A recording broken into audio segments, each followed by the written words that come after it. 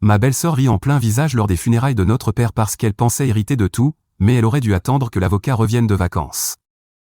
Je, 45 ans, homme, et ma sœur Eva, 41 ans, femme, venons de traverser l'un des moments les plus épuisants émotionnellement de notre vie. Notre père est décédé après avoir subi une deuxième crise cardiaque la même année. Ce n'était pas inattendu, car il souffrait de problèmes cardiaques depuis des années. Mais perdre son père est toujours douloureux. Au milieu de tout cela, nous avons dû faire face à la toxicité de notre frère adoptif, John, 47 ans, et de sa femme, Luna. Mes parents ont adopté John quand il avait environ 9 ou 10 ans. Il avait été sauvé d'un foyer abusif par les services de protection de l'enfance. Il était plus âgé que moi de 2 ans, mais il a été adopté après la naissance d'Eva et moi. L'un de nos oncles travaillait dans les services de protection de l'enfance. Un soir, il a raconté à mes parents l'histoire d'un enfant négligé et non désiré, qui avait été physiquement et mentalement torturé par ses parents biologiques avant d'être sauvé par l'équipe. Mes parents ont eu pitié de lui et ont décidé de l'adopter. Bien qu'il lui ait apporté l'amour et la stabilité dont il avait besoin, il ne s'est jamais vraiment rapproché d'Eva ou de moi. Je ne sais pas pourquoi. Nous n'avons jamais réussi à créer un véritable lien fraternel. Il parlait toujours avec une maturité exagérée pour son âge, était moralisateur à l'excès et essayait trop de paraître parfait. Peut-être que son passé y était pour quelque chose, il était toujours sur la défensive. Eva et moi le trouvions prétentieux. Il nous donnait des ordres mais jouait les innocents et vulnérables devant nos parents et les adultes. Eva et moi voyons clair dans ses tendances manipulatrices. Il utilisait son histoire tragique comme une arme, exploitant en permanence les émotions de nos parents pour obtenir de l'affection et de l'attention. Pendant qu'Eva et moi étudions et travaillions dur parce que c'était ce qu'on attendait de nous, John a pris un chemin différent. Ses parents biologiques ne l'avaient jamais envoyé à l'école, ni même dans une garderie ou une école communautaire. Après son adoption, mes parents ont tout fait pour lui offrir une bonne éducation, mais l'école n'était pas son fort. Il manquait de concentration. Mes parents l'ont même emmené voir un thérapeute, qui a découvert que ses compétences motrices fines étaient sous-développées en raison de son passé abusif. Il avait du mal à se concentrer. Mes parents ne l'ont pas forcé à étudier, donc il n'a terminé que le lycée. Il était doué pour la pâtisserie, ses parents biologiques étaient boulangers, et c'est de là que venait son intérêt. Mes parents ont vu cela comme une opportunité pour lui de construire une carrière. Ils l'ont inscrit à des cours de pâtisserie et de cuisine, puis l'ont fait former par un professionnel pour qu'il apprenne la gestion avant de lui financer une boutique. De notre côté, les efforts d'Eva et moi ont payé, nous avons tous deux obtenu des bourses partielles qui, bien que modestes, nous ont aidés en complément de prêts étudiants. Ce n'était pas que nos parents refusaient de payer nos études, mais nous étions simplement très indépendants. Le problème, c'est que John n'a jamais cessé de dépendre financièrement de nos parents. Puis, au début de la vingtaine, il a épousé Luna. Tous deux sont comme deux gouttes d'eau, manipulateurs et toxiques. Ils ont continué à dépendre financièrement de nos parents. Je ne compte plus les fois où papa l'a sorti d'affaires. Eva et moi avions mis en garde nos parents contre son comportement, mais ils nous ignoraient. Ils étaient persuadés qu'ils ne faisaient que soutenir leur fils en difficulté. Finalement, nous avons cessé d'intervenir. Nous avons tous deux quitté la maison pour aller à l'université et avons construit nos propres vies, tout en restant en contact et en entretenant une relation normale avec nos parents. Cependant, chaque fois que John entrait en scène, les choses devenaient bizarres. Nos parents tentaient de nous rapprocher, mais c'était impossible. Beaucoup de nos proches, y compris John, nous ont reproché d'être arrogants. Eva et moi étions perçus comme les enfants cruels qui détestaient leur frère adoptif, mais ce n'était pas vrai. Nous voyions simplement ces agissements d'une manière que la plupart des gens, y compris nos parents, ne voyaient pas. Alors qu'Eva et moi nous installions dans une autre ville, John a acheté une maison juste en face de celle de nos parents. Papa l'a même aidé à acheter cette maison. John et Luna avaient une emprise émotionnelle sur nos parents. Parfois, Eva et moi nous sentions éloignés d'eux, bien que nous continuions à leur rendre visite pour les grandes occasions. D'une certaine manière, nous nous sommes éloignés. Aujourd'hui, Eva et moi sommes mariés avec des enfants. Nous sommes restés proches, et heureusement, nos conjoints s'entendent bien, donc nous nous voyons souvent. Les choses ont changé lorsque nous avons perdu notre mère pendant la pandémie. Papa a aussi été infecté, mais il s'en est remis. Après la mort de maman, il était seul. Nous lui avons proposé de venir vivre avec nous, mais il a refusé, insistant sur le fait qu'il voulait rester dans la maison familiale où il avait construit sa vie avec maman. Cette maison était très importante pour lui. Il y a 1 an, il a eu une première crise cardiaque, mais il a survécu. Depuis, je ne sais pas ce qui s'est passé, mais il a commencé à nous rendre visite plus souvent. Le mois dernier, il m'a soudainement appelé pour me dire qu'il était en route vers ma maison et m'a demandé si c'était d'accord. Je lui ai dit, bien sûr, tu es toujours le bienvenu chez moi. Il est arrivé et a serré mes enfants dans ses bras plus longtemps que d'habitude, disant qu'il se sentait mal à l'aise et qu'il voulait voir les enfants. 2 jours plus tard, il a eu une autre crise cardiaque. Nous l'avons emmené d'urgence à l'hôpital, mais en quelques heures, il est décédé. Ma femme a informé tout le monde, y compris John et Luna. Eva et moi étions dévastés, mais notre chagrin s'est vite transformé en drame. J'ai demandé à John d'attendre parce que nous allions ramener le corps de papa dans la maison familiale pour les funérailles. Mais non, John et Luna étaient déjà en route vers l'hôpital et nous ont demandé de les attendre. John a commencé à s'imposer, affirmant qu'en tant qu'aîné, il devait prendre les décisions concernant les funérailles et les arrangements. Ils sont arrivés à l'hôpital et ont causé un scandale. Luna n'a pas perdu de temps pour nous accuser, Eva et moi, de ne pas avoir pris soin de papa, sous prétexte qu'il avait passé la dernière année à vivre et voyager avec nous. Elle n'a même pas pris en compte le fait que la moitié de la salle d'attente l'écoutait crier. Si vous ne l'aviez pas traîné partout, il serait peut-être encore en vie. John ne l'a bien sûr pas arrêté. Il est resté les bras croisés, nous regardant avec mépris. Eva ne s'est pas laissé faire et a répliqué. Nous avons fait plus pour papa que vous ne l'avez jamais fait. Si vous teniez tant à lui, peut-être auriez-vous essayé de vous en occuper au lieu de le traiter comme un distributeur automatique. L'atmosphère était tendue et pesante. Papa était parti, et nous devions organiser les funérailles. Elles ont eu lieu dans la maison familiale où mes parents avaient vécu pendant des décennies. Eva et moi avions tellement de souvenirs dans cette maison, mais pour John et Luna, c'était un symbole d'héritage auquel ils avaient droit. L'avocat de notre père était en vacances à l'étranger, donc nous devions attendre son retour pour connaître le contenu du testament. En attendant, ce fut un cauchemar. Dès notre arrivée à la maison, John et Luna ont agi comme s'ils en étaient les propriétaires et que nous étions de simples invités. Comme ils vivaient dans la même ville que notre père, ils ont pu organiser rapidement les funérailles. Nous les avons laissés prendre les devants, nous n'essayions pas d'en faire une compétition. C'étaient les funérailles de notre père. Il était aussi le père de John, et il avait les mêmes droits que nous. Alors, nous avons laissé passer. Luna a soudainement adopté le rôle de maîtresse de maison. Elle courait partout, faisant semblant d'être occupée et donnant l'image de la belle-fille parfaite devant la famille et les amis. Ma femme et Eva étaient absolument furieuses de son petit théâtre. Pendant la cérémonie, Luna n'a pas cessé de dire à quel point notre père l'aimait plus que moi ou Eva.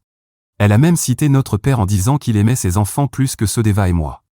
Nous savions tous que c'était faux. Notre père n'avait jamais montré de favoritisme parmi ses petits-enfants, c'était une certitude. Après la cérémonie, dès que les invités sont partis, Luna nous a acculés, Eva et moi, et a dit, « Vous deux, vous devriez commencer à faire vos valises, parce que cette maison appartient maintenant à John. John était pratiquement tout ce qu'avait votre père ces dernières années, vous l'avez abandonné. » J'étais choqué qu'elle puisse dire une chose pareille et je l'ai simplement regardée, sans voix. Eva a demandé, « Qu'est-ce que tu veux dire ?» Luna a répondu, « Qu'est-ce qui vous surprend ? Cette maison est à nous maintenant. Vous n'avez même pas vécu ici depuis des années. John mérite cette maison. C'est lui qui a été là pour vos parents, pas vous. C'est nous qui nous sommes occupés d'eux. Nos enfants ont plus de souvenirs dans cette maison que les vôtres ou même vous. » Eva a failli perdre son calme et a répliqué, « Cette maison n'est pas à vous, pas encore, et ce n'est pas à vous de décider de ce qu'il en adviendra. Attendons de voir ce que dit le testament de papa avant que tu ne commences à jouer à la propriétaire. Maintenant, dégage avant que je ne te gifle. » L'altercation a dégénéré, et Luna a juré qu'elle nous traînerait dehors par les cheveux une fois le testament révélé. Tu ne devineras jamais ce qui s'est passé ensuite. Le lendemain, l'avocat nous a appelés pour nous convoquer à son bureau et examiner une copie du testament.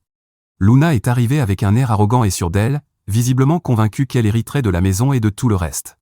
L'avocat nous a tendu le testament et a demandé si nous voulions qu'il le lise et l'explique. Luna a immédiatement interrompu, insistant pour qu'il explique tout en détail, car elle ne voulait pas de dispute après que, la vérité, serait révélée. L'avocat a accepté avec plaisir, mais la lecture du testament l'a rendue furieuse. Les économies de notre père étaient à partager équitablement entre nous trois, John, Eva et moi. J'ai hérité du fonds en fiducie que notre père avait mis en place il y a des années. Eva a hérité de la maison familiale. Et John ? Il n'a hérité de rien d'autre que sa part des économies. L'avocat a expliqué les raisons de notre père. Il estimait qu'il avait déjà fait suffisamment pour John de son vivant, en l'aidant à acheter sa maison, en l'assistant dans son commerce et en le soutenant financièrement d'innombrables fois. Quiconque était déjà allé dans la boutique de John pouvait voir qu'elle ne rapportait pas grand-chose. La raison ? John n'avait aucune compétence en gestion d'entreprise. En réalité, ce commerce survivait uniquement grâce à notre père, qui en était le véritable cerveau. John pensait que notre père serait toujours là pour le sauver financièrement. John et Luna étaient convaincus qu'il hériterait de tout, persuadés d'être plus proche de notre père que nous. Le visage de Luna est devenu écarlate de rage. Elle bouillonnait. Elle a explosé, c'est une blague? John était son fils aîné, la personne la plus proche de lui, et il n'hérite de rien? Rien. Elle a lancé un regard de dégoût à John et a craché, « Regarde ce que ton soi-disant père t'a fait. Il t'a laissé des miettes. Tu m'as fait cuisiner pour lui, prendre soin de lui, l'emmener chez le médecin, en me disant qu'un jour, on récupérerait la maison et tout ce qu'il avait. » Elle a failli insulter mon père décédé sous son souffle. Eva et moi nous sommes précipités sur elle, exigeant qu'elle retire ses paroles. L'avocat a dû intervenir. Luna est sortie en furie, traînant John avec elle. Nous sommes rentrés chez nous, espérant reprendre une vie normale, mais le drame était loin d'être terminé. Il n'a pas fallu longtemps avant que Luna ne commence à nous causer des ennuis.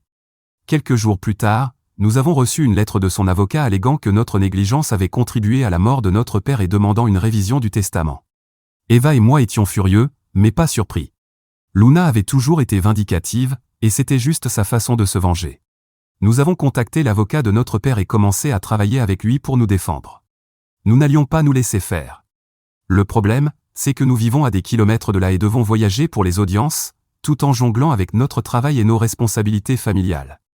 L'avocat nous a assuré que Luna n'avait aucun droit sur la maison ou le fonds en fiducie. Elle avait simplement déposé cette requête sans fondement pour nous harceler et nous forcer à nous déplacer, nous faisant perdre des journées de travail et du temps précieux avec nos familles. Je ne peux pas expliquer à quel point c'est frustrant. En ce moment même, je suis en train d'écrire cela en attendant d'embarquer pour un vol. C'est mon 3e voyage en 2 mois, et l'affaire est loin d'être réglée. Luna et son avocat ne font que gagner du temps et demander des délais supplémentaires pour essayer de construire une plainte totalement infondée. Je ne sais pas combien de temps cela va durer. La patience d'Eva a atteint ses limites, et ce n'est plus qu'une question de temps avant qu'elle ne mette une raclée à Luna. Je ne sais pas si je peux, ou si je veux, l'en empêcher. Mise à jour 1. Il nous a fallu des mois pour nettoyer le chaos après les funérailles. John et Luna ont emménagé dans notre maison familiale sans que nous le sachions, jusqu'à ce que nous revenions pour une audience au tribunal. Eva a failli en venir aux mains avec Luna, mais d'une manière ou d'une autre, j'ai réussi à l'arrêter, rassemblant toute ma volonté, car cette femme rend les choses vraiment difficiles. Ce n'était pas facile de gérer cette femme narcissique, mais nous avons tenu bon et travaillé avec l'avocat de notre père pour récupérer ce qui nous revenait de droit.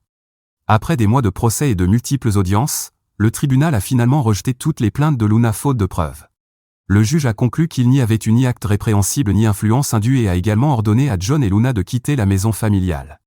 Même si nous avons gagné la bataille juridique, Luna n'en avait pas fini avec nous, surtout avec Eva. J'ai hérité du fonds en fiducie, donc il ne pouvait pas faire grand-chose à ce sujet, à part se plaindre. Mais Eva avait hérité de la maison, ce qui faisait d'elle la principale cible de Luna. Eva vivait à des kilomètres de la maison familiale, et Luna a utilisé cette distance à son avantage. Même après avoir été sommée de quitter les lieux, Luna n'a pas arrêté. Au contraire, elle est devenue encore plus incontrôlable. Elle semblait déterminée à rendre la vie d'Eva, et la mienne, infernale. Quelques semaines plus tard, un voisin a appelé la police pour signaler une odeur nauséabonde provenant de la maison. Comme la maison était fermée, la police n'a pas pu entrer, mais en inspectant de l'extérieur, elle a découvert des tas d'œufs pourris et de viande en décomposition dans le jardin, dégageant une odeur insoutenable. La police a contacté Eva et lui a demandé de nettoyer le désordre et d'entretenir le jardin. Eva a dû engager un service de nettoyage à distance pour s'occuper de la situation.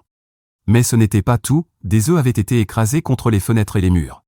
L'avocat a suggéré qu'Eva installe des caméras de surveillance autour de la maison. Nos parents n'avaient jamais ressenti le besoin d'en mettre. La maison était située dans un quartier sûr, où les habitants vivaient depuis des décennies, comme dans une petite communauté. En plus, John et Luna habitaient juste en face, ce qui renforçait le sentiment de sécurité de nos parents. Ironiquement, ces mêmes personnes étaient désormais un véritable problème. Eva a fait installer des caméras en 1 semaine. Et qu'est-ce qui s'est passé ensuite? Quelqu'un a appelé la police pour signaler des activités illégales à l'intérieur de la maison fermée. Eva a reçu un appel et a confirmé que la plainte était infondée, mais la police a insisté sur le fait que l'appelant avait spécifiquement mentionné que la maison était verrouillée pour éviter tout soupçon. Les policiers ont insisté pour inspecter la maison. Eva a dû prendre un vol immédiatement et coopérer avec eux, sous peine de les voir forcer l'entrée. Je lui ai conseillé de vendre la maison, mais Eva est une battante. Elle n'est pas du genre à céder sous la pression. Elle m'a dit, « Je sais que ce serait plus simple de partir, mais c'était notre maison, l'endroit où nous avons grandi. Elle contient les souvenirs de nos parents, et je ne vais pas abandonner pour laisser cette sorcière gagner. » Honnêtement, si j'avais été à sa place, j'aurais déjà vendu la maison. Peut-être est-ce pour cela que papa lui a confié la propriété et pas à moi. Eva a aussi demandé une ordonnance restrictive contre Luna et John. Elle a réussi à en obtenir une temporaire d'1 mois, et dès qu'elle a expiré, Luna a tenté de s'introduire dans la maison et a même endommagé l'une des caméras. Elle n'allait pas s'arrêter tant qu'elle n'aurait pas brisé Eva. Heureusement, cette fois, tout a été enregistré par les caméras de sécurité. Eva a obtenu une ordonnance restrictive d'1 an contre Luna. Elle a également engagé une société de gestion immobilière locale pour assurer l'entretien de la maison et dissuader les intrus. Cependant, cela coûtait cher et n'était pas viable à long terme. L'avocat a suggéré à Eva de louer la maison. Au début, elle hésitait. Elle ne voulait pas transformer la maison familiale en bien commercial, mais cela semblait être la seule solution. Finalement, elle a accepté. Le défi était de trouver un locataire capable de tenir tête à Luna si elle tentait de semer la pagaille. Nous avons loué la maison à un ancien militaire, ce qui a immédiatement calmé Luna. Luna a eu une crise et s'est mise à hurler qu'Eva lui avait volé son héritage. Ce n'était plus l'héritage de John, c'était le sien. Elle a tout déballé sur les réseaux sociaux, postant de longs messages sur Eva et moi. Elle nous a décrits comme des enfants ingrats qui avaient abandonné leurs parents et qui n'étaient venus que pour récupérer l'héritage. Évidemment, elle a omis les années où nous avons soutenu notre père et le fait qu'elle et John l'avaient littéralement saigné financièrement. Elle s'est lamentée sur le fait qu'elle et John avaient consacré leur vie à prendre soin de nos parents, pour finalement n'obtenir rien en retour. Une fois encore, elle nous a fait passer pour des enfants privilégiés qui avaient manipulé notre père pour qu'il nous lègue tout, tandis que elle, enfant adoptée, n'avait rien reçu. Elle est même allée jusqu'à salir la mémoire de nos parents décédés, prétendant que nous n'avions rien fait pour eux. Comme d'habitude, John est resté silencieux, laissant Luna mener la bataille. C'est un schéma que nous avons vu encore et encore. Il s'appuie sur elle pour mener ses combats tout en restant en retrait. Cela fait un peu plus d'1 mois que la maison est louée, et jusqu'à présent, il n'y a eu aucun incident. Nous espérons que Luna va enfin s'occuper de ses propres affaires, littéralement, car d'après ce que nous avons entendu de la famille, leurs finances sont en train de s'effondrer. Eva et moi avons également décidé de porter plainte pour diffamation. Nous espérons que cette poursuite ne sera pas aussi éprouvante que la précédente.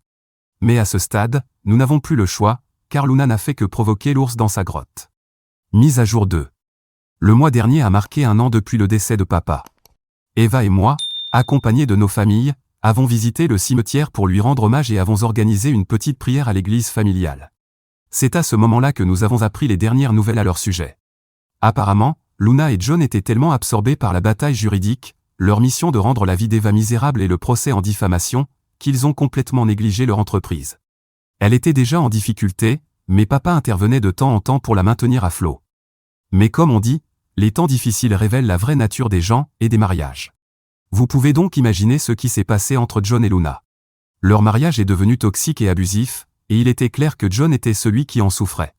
Elle l'accusait d'être trop timide et pas assez homme pour se défendre. Je ne sais pas ce qu'il aurait pu faire de plus, étant donné qu'ils avaient déjà essayé de manipuler nos parents et de s'approprier ce qui nous revenait. Les voisins, et même le locataire d'Eva, ont confirmé que Luna et John se disputaient sans arrêt, comme chien et chat. Luna le frappait, et la police a dû intervenir à plusieurs reprises à cause de leur dispute nocturne. Il y a aussi une rumeur selon laquelle Luna aurait eu une liaison avec l'un des livreurs qui travaillait pour eux, et apparemment, John les aurait surpris en flagrant délit. Mais ce ne sont que des bruits de couloir, les gens aiment bien ajouter de l'huile sur le feu.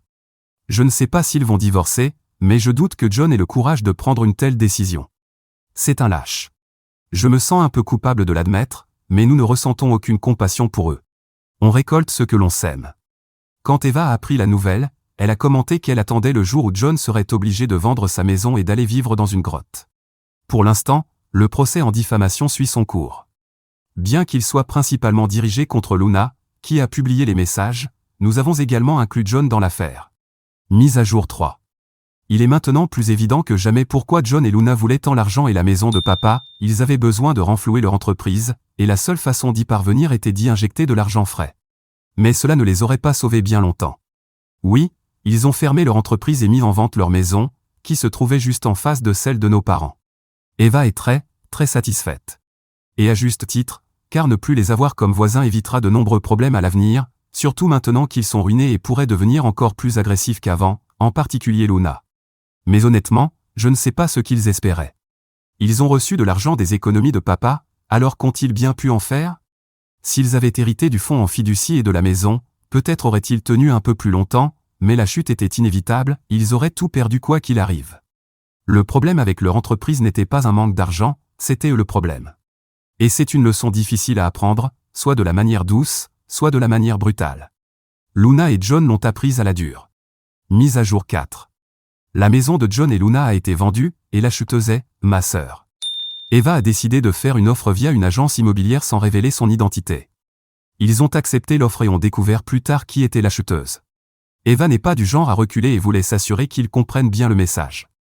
En plus, elle a estimé que le prix qu'elle avait payé était raisonnable et qu'elle pourrait la louer comme la maison familiale, en faisant un investissement immobilier.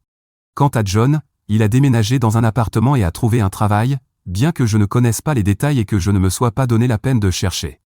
Concernant Luna, je ne sais même pas où elle est maintenant. Les deux ont divorcé, ou du moins, ils ont entamé le processus il y a quelques mois. À mon avis, leur problème de couple, si jamais quelqu'un s'y intéresse, est qu'ils se ressemblaient trop. Leur personnalité était loin d'être admirable, alors quand l'argent s'est évaporé, l'amour aussi. Même si je ressens une petite pointe de compassion pour John, parce que Luna était encore pire que lui, il n'était pas beaucoup mieux non plus. J'ai intitulé cette mise à jour comme la dernière, car je ne m'attends plus à grand-chose. Avec John parti, j'espère que c'est enfin terminé. Eddie, John et Luna ont finalisé leur divorce, et chacun a récupéré la moitié de leurs biens, ce qui inclut, je suppose, le produit de la vente de leur maison. Je connais le montant qu'ils ont reçu pour la maison, mais compte tenu de leurs dettes, je doute que l'un ou l'autre puisse vraiment être considéré comme gagnant dans cette séparation. Je voulais juste ajouter cette petite mise à jour pour ceux qui continuaient à poser des questions à ce sujet.